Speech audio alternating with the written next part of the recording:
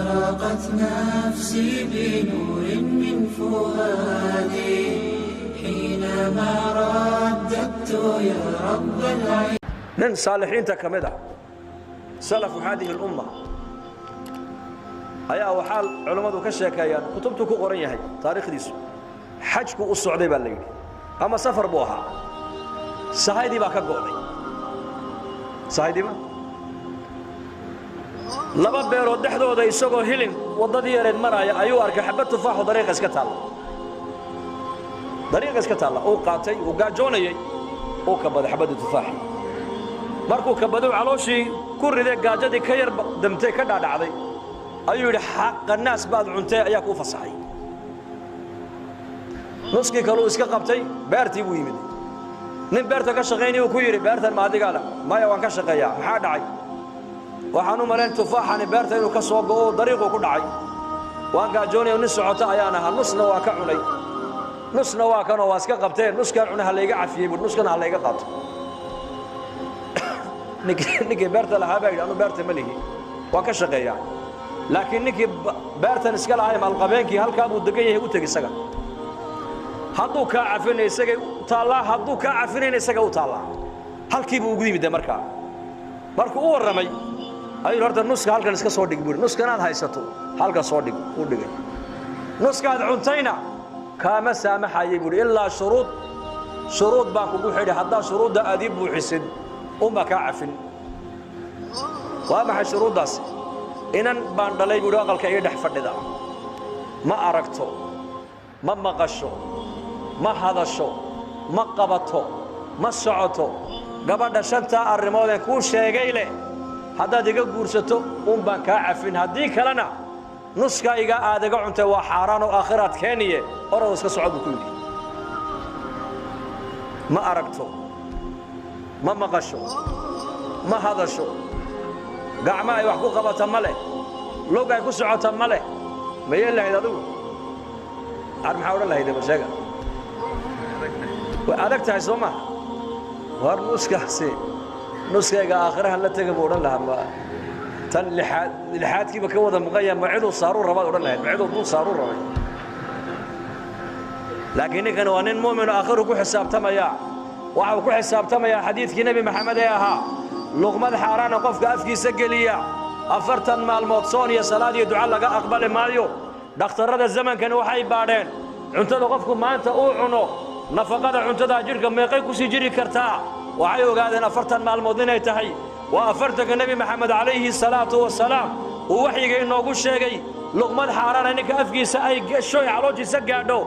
40 maalmood soon iyo salaad iyo duca laga aqbali maayo rasuulku yiri taabu markaa ka fikiraya saxaabni kale waan guursan buu yiri ma leega cafin ha aqdigu markuu dhaco waan ka cafinayna inta ka horeysase ka cafin maayo ninka dhalinyaradu daa'iman wuxuu iska jecel yahay gabar qurux badan soo maaha oo cad oo dheer oo laankaaga ma sha Allah ninkana gabar macduurada loo bandhigo shan ceeb oo lagu sheegay arag la'aan maqal la'aan hadal la'aan gacmo la'aan luga la'aan haddana waa aqbalay ninkii markaas aqdigii lagu dhiftay markaas waxa odagii baa yidhi haddaba mar haddii aqdigii dhacay waa ka saamaxay aroosna waa tahay inantii waa taqolka ku jirta way ku sugaysaa orada u galbu ka yidhi adigu haddaba waa xaaskaagii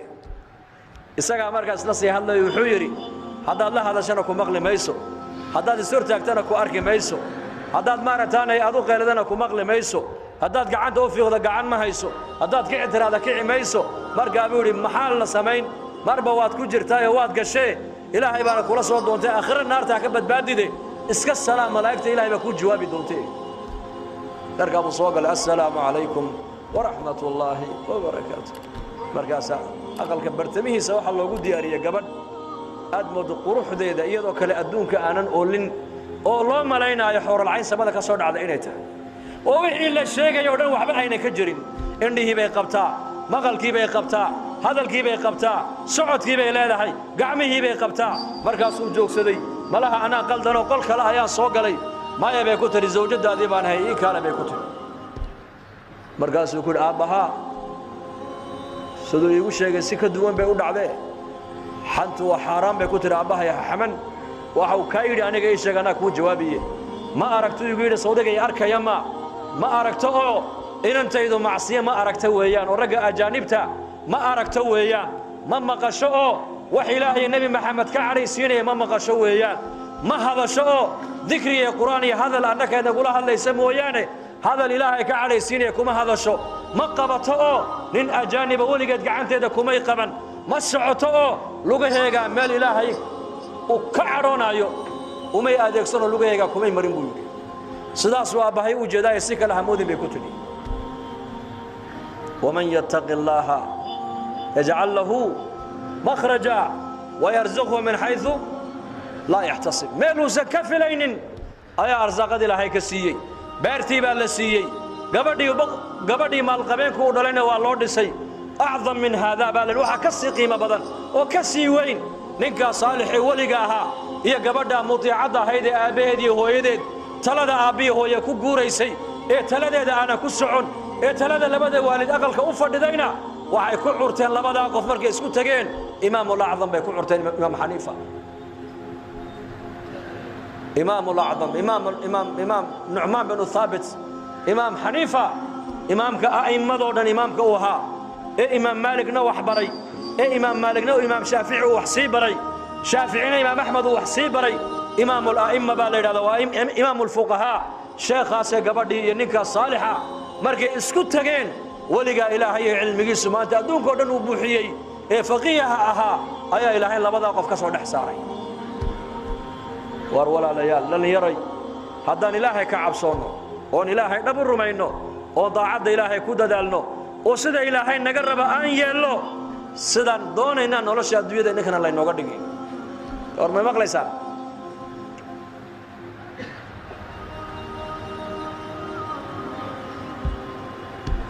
dhallinyarnimadaada ilaahay ku xidhnow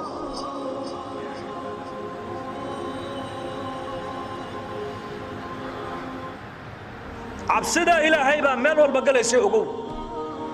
reer wanaagsan cabsida ilaahay baa kuu haysa arsaaqad barakala cabsida ilaahay baa kuu haysa oqoon wanaagsan cabsida ilaahay baa kuu haysa sharaf iyo cizi cabsida ilaahay baa kuu haysa hadday cabsida ilaahay meesha ayna ku jirin waxa aad baranaysaan waxba kama jiraan ogaada injineer waa inuu alla ka cabsi yeeshaa dhakhtar alla ka cabsi waa inuu yeeshaa directorku alla ka cabsi waa inuu yeeshaa wasiirku alla ka cabsi waa inuu yeeshaa madaxweyne alla ka cabsi waa inuu yeeshaa taajirku alla ka cabsi waa inuu yeeshaa faqiirku alla ka cabsi waa inuu yeeshaa alla ka cabsi nolosheenna hadduu ku jirin waxa aan baranayno waxba kama jiraan ogaada waddanka maraykanka bari annagoo joogno jamaaca ayaa lanoo sheegay nin reer soomaaliya oo masaajidka meel 40 kilomitir loo jiro ayuu ku nool yahay ninkii baa lanoo geeyey da'diisa waxaan ku qiyaasaynaa 65 jir waa cimral qaalibkii ummaddu ku jira ninkaas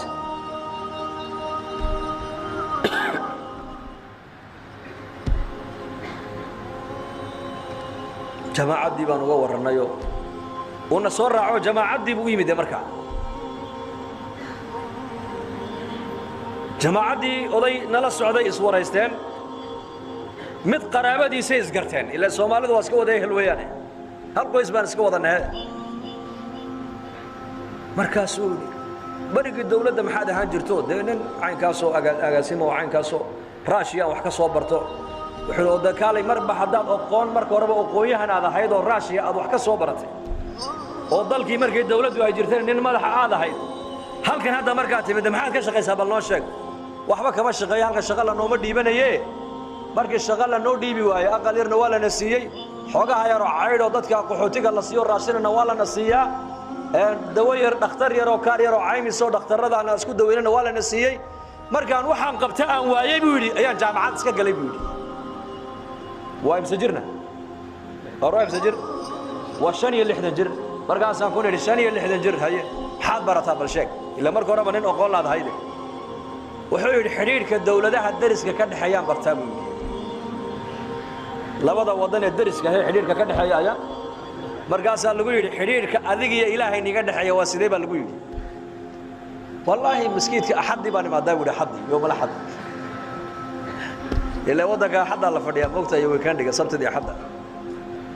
مركز على قوي هدانا هذول شني اللي حدن جرع إمسا عمري على كوه هذا ما قرن كرتا ما قرن كرو واحد رجع كقبتها ودك إنتون نبض نقضوا هذا أقوانتم بيرصدي إن تكون نقطة صوماهن ها ما لقى يابا إن نتقادا ما لقى يابا الله أعلم بقول وعلى الحرير كإلهي أدق نقدر حيا هذا نواسدي أد بقول لي تابر حرير كاس وصلاة هيجيبها بس كأبوي مرة ثانية قلب مرة تكذا مرة دايو مرة تكذا مرة دايو وعلى الحرير كهذا بأدق إلهي نقدر حيا بروفيسور هذا جامعة نيدق ما يقارنان بقول يكون وعلى الحداد أدقون حرير كأنات برنين إلهي أدق نقدر حيا بروفيسور هذا جامعة كود دقان حرير بني آذنك يا إلهي كده هي هذين نقولين وحبا ما تقانان الزيرو باتين بالقول ماذا حقب سدنك وان هويني غورغي سيبا كو عليني صباح ذي دمو نغو سو كلاhay wuxuu hadalkii aad shalay galabtii itiraadeen waan ka seexan waayay gud xalay toole 10 maalmood baan raacay alaabta ay qaadan jaamacadii soo raacay شوف waxaan ka wadaa xiriirka innaka ilaahay naga dhaxaya haduunan meesha jirin waxaad aqoon leedahay waxaad baranayso iyo waxaad dhaqaale aad haysatay iyo waxaad darajad iyo awood aad leedahay waxba kama jiraan ugu waxa ilaahay bini aadanka ku sharfa ee bini aadanka ilaahay ku qiimeeya ee bini aadanka ilaahay ku jeclaada ee bini aadanka kale ay ku jeclaadaan waa ilaahay cabsidiisa iyo dabeecadda wanaagsan والله النبي محمد مركي لا ويديه لا يري عملك ugu badan ee dadku jannada ku galaan noo sheeg wuxuu taqwa Allah wa husnul khuluq ba nabigu yiri amalka ugu badan ee dadku jannada galideeda ay ku mutaystaan waa Allah ka cabsiga iyo dabeecadda wanaagsan amalka ugu badan ee dadka ugu badan naarta ay ku galaan nabigu yiri waa arabka iyo awrada rasuulku